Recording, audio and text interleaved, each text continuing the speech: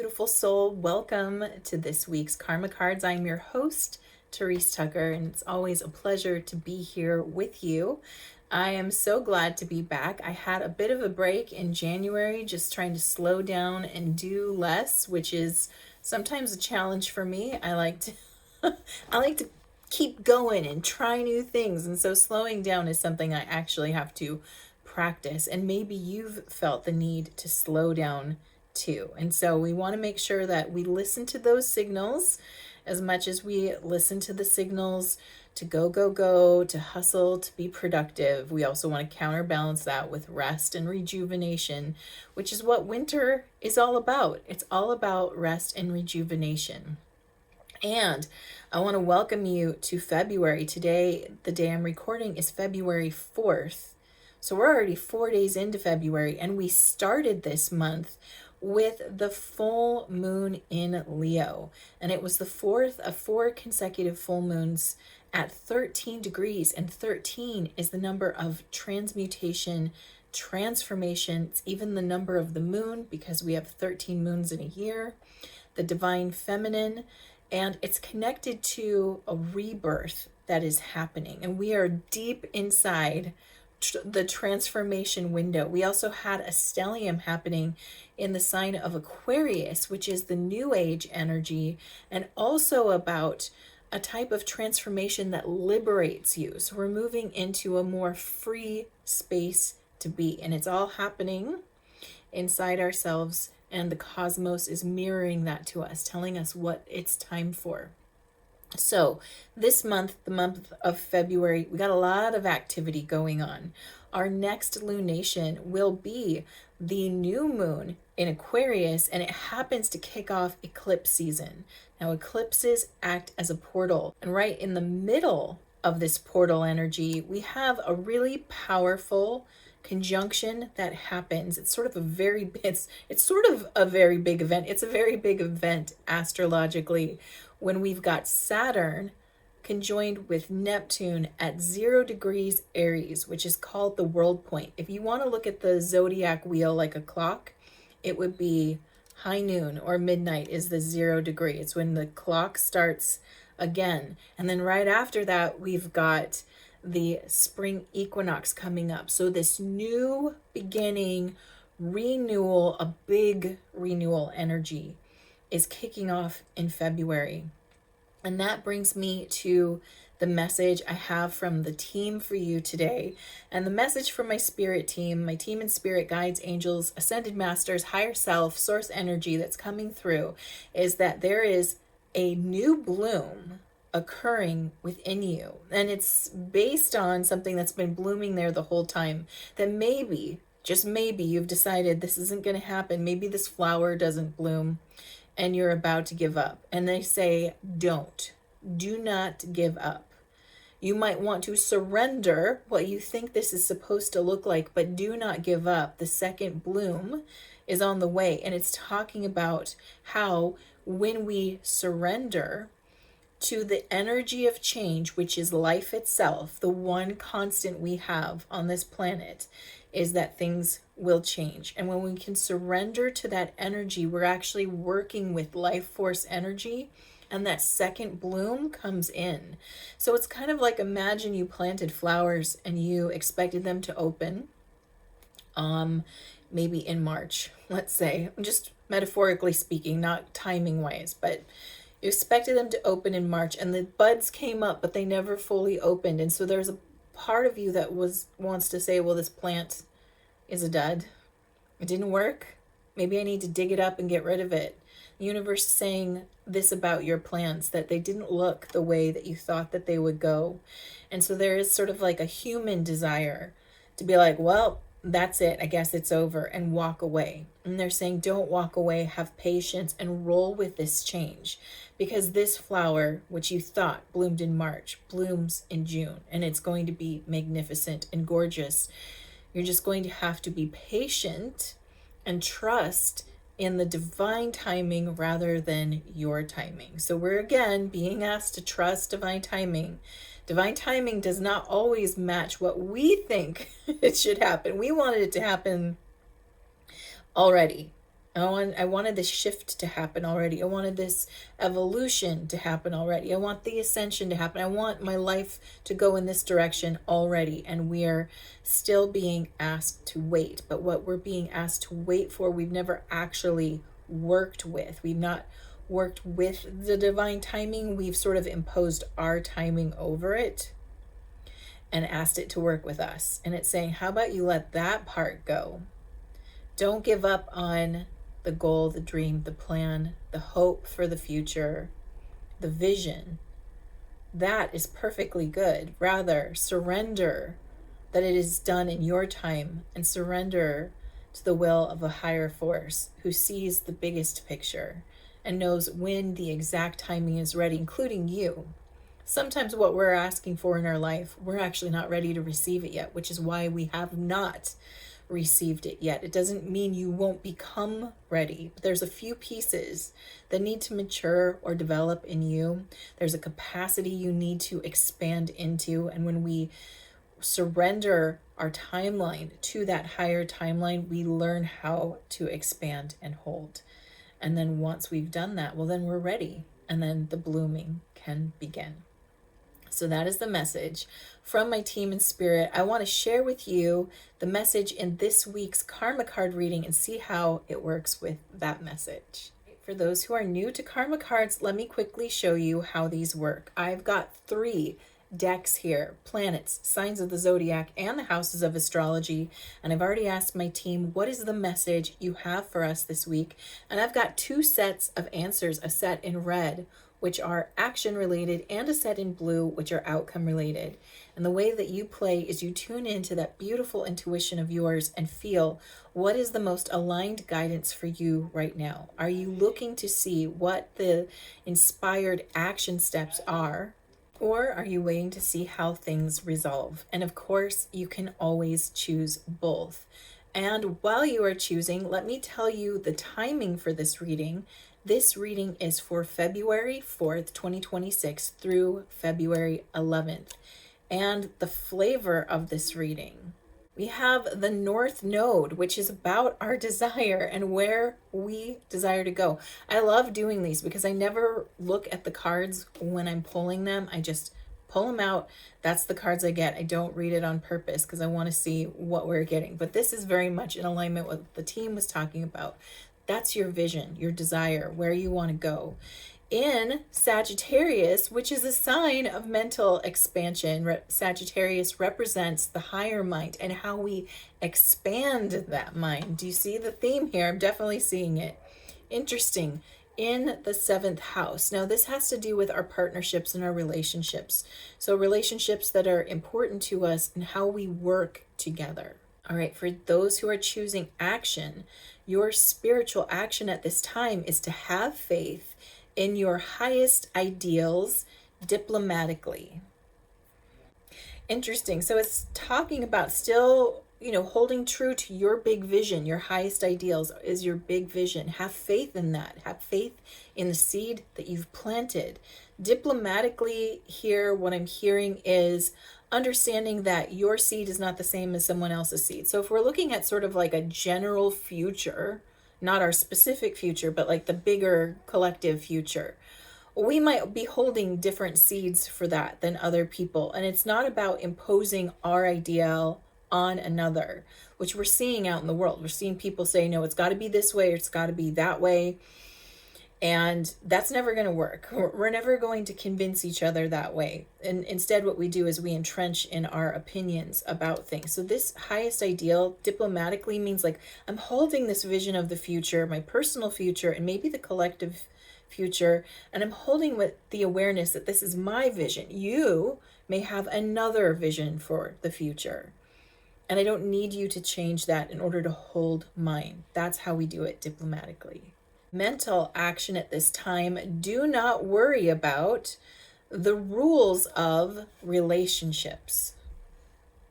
I'm asking them, what is it, the rules of relationships? And I think it's sort of like that general understanding that we have, that we get along together because we share the same beliefs and values. That's generally how most relationships are formed, and that tends to be a foundation of good relationships. If we share the same values or beliefs, we tend to have stronger bonds with people. It's saying don't worry about that right now. Like that's not a make it or break it when it comes to the big vision or the seed that we are holding. It's more like you trust in the vision you're holding. It's very interesting. So I guess you might be with someone who holds a conflicting vision, like a random subject, but let's say the future of AI.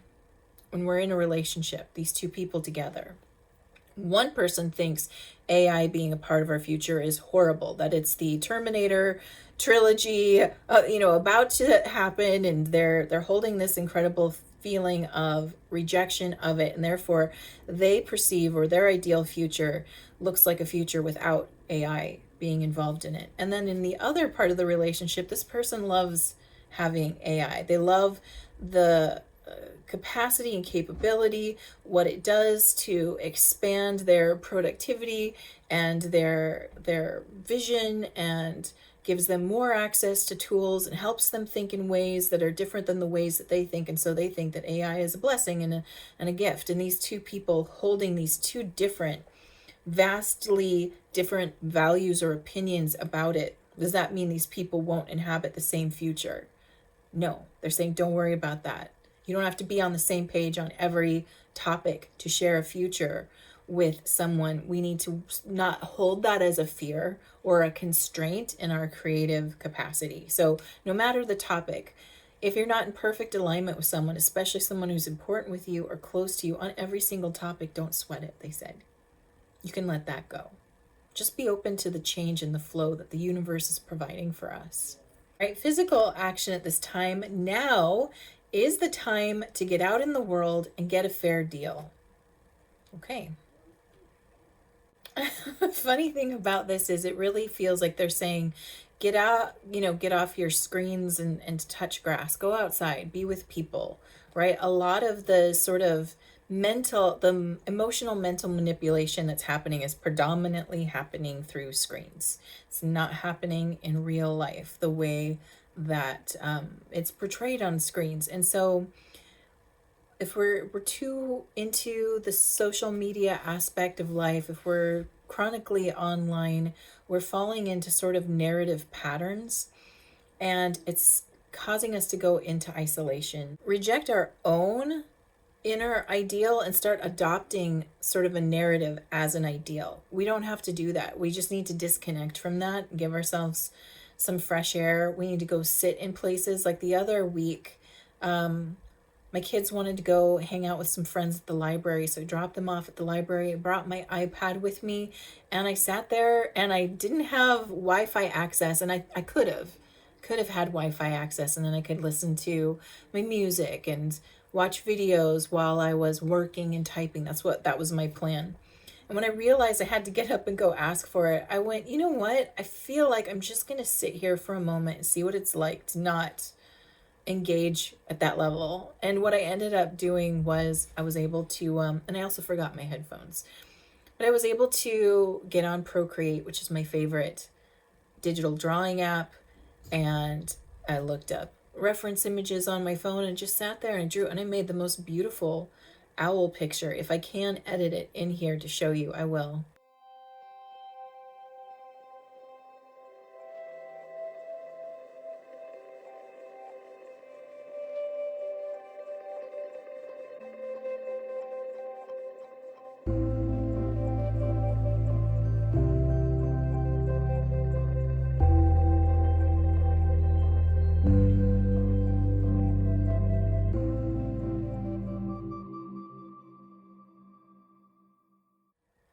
Some of my editing tools don't let me do that, but I will try. If not, you can go visit my artist Instagram, which is star thistle, one word, .and.quartz.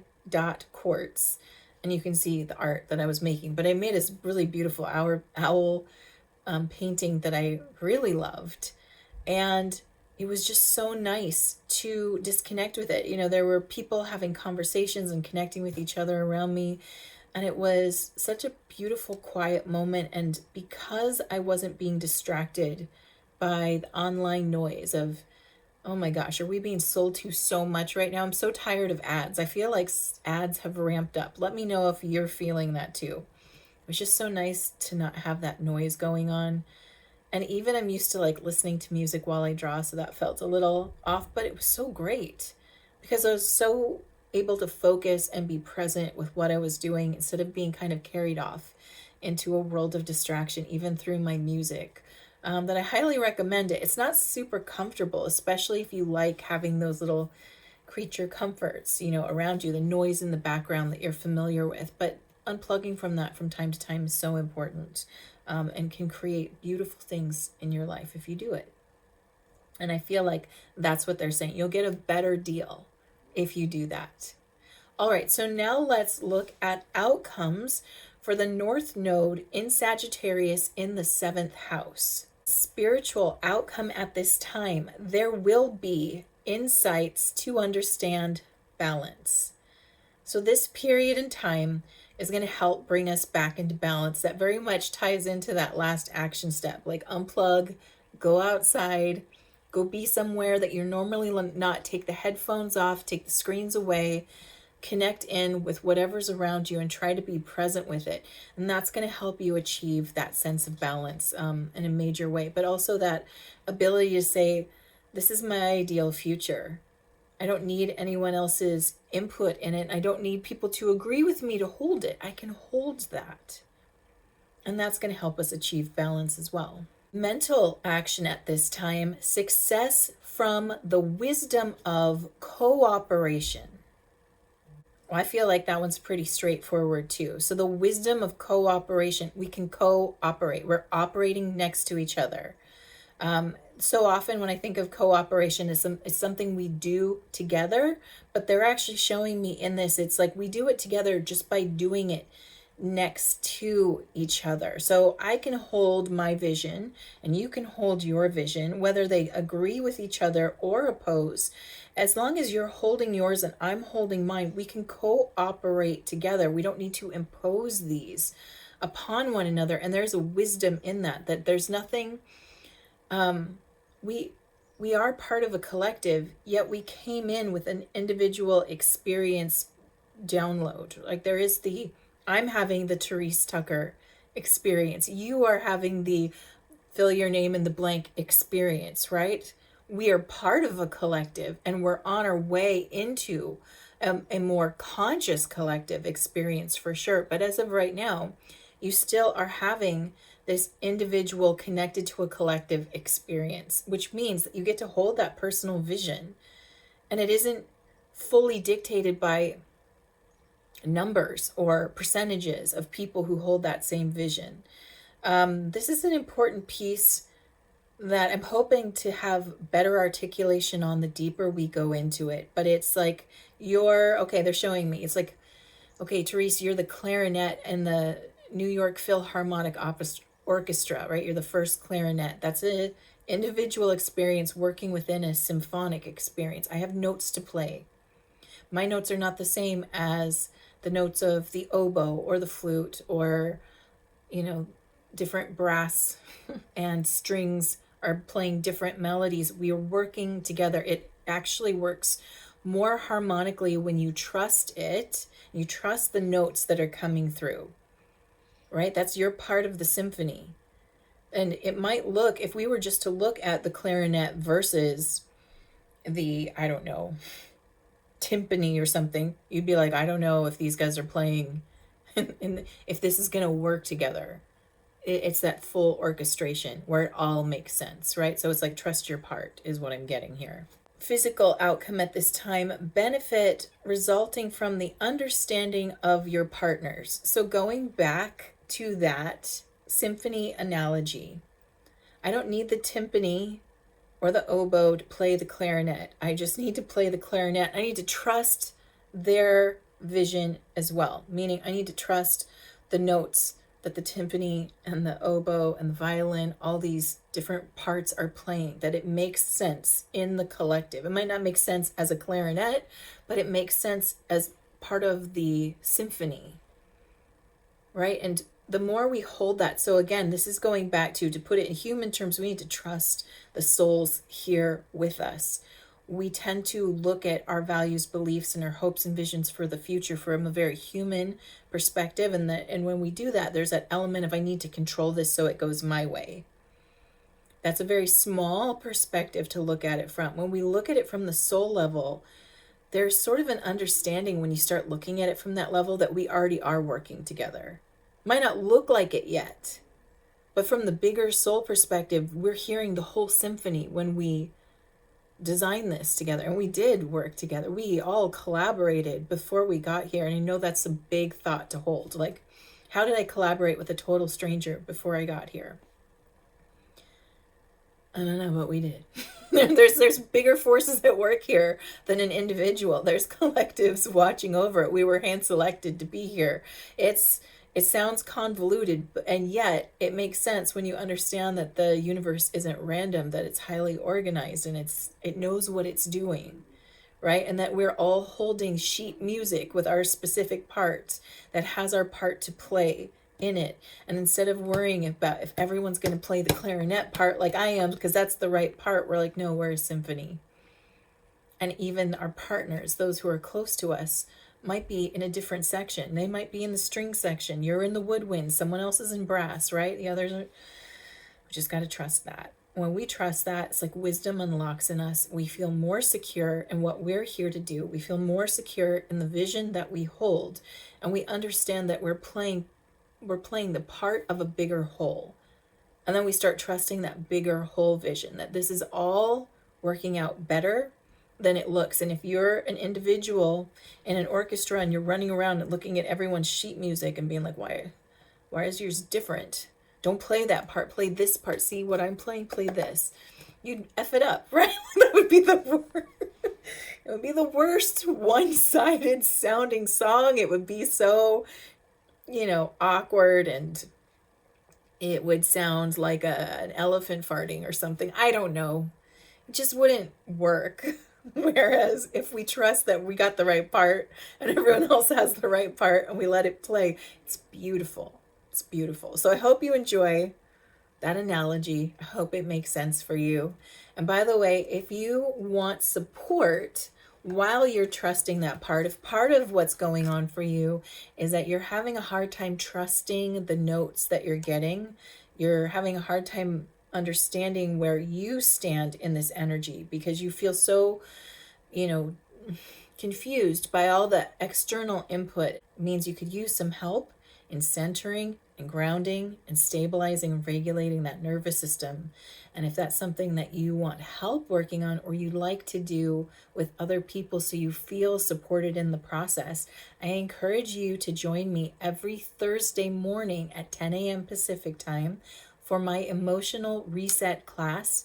It's a free event on Insight Timer. I host it pretty much every Thursday. Sometimes it changes, but almost always it's on a Thursday. I have the link in the description below. You can click on that. Join me on the Insight Timer app. You do not have to subscribe in app to join the free classes. Those are always free. And that way you can have support in regulating your nervous system, finding that emotional grounded stability within yourself so then you can start hearing that internal guidance. And once you are clear and calm in the mind, and your nervous system is ready to receive, it comes in beautifully. And the more we practice it, the better we get at it. And then when we need those tools, they're instantly available. Remember, you get to use the tools in a time of crisis that you practice the most. So I've developed this class where we can practice together, utilizing those tools, feeling more secure and grounded, feeling more aligned at the end of the class. It's 30 minutes. It's free on Insight Timer. And I would love to have you join me. So I hope you do. Links in the description below. Until I see you again, I'm sending you so much love. Mwah! Have a beautiful week.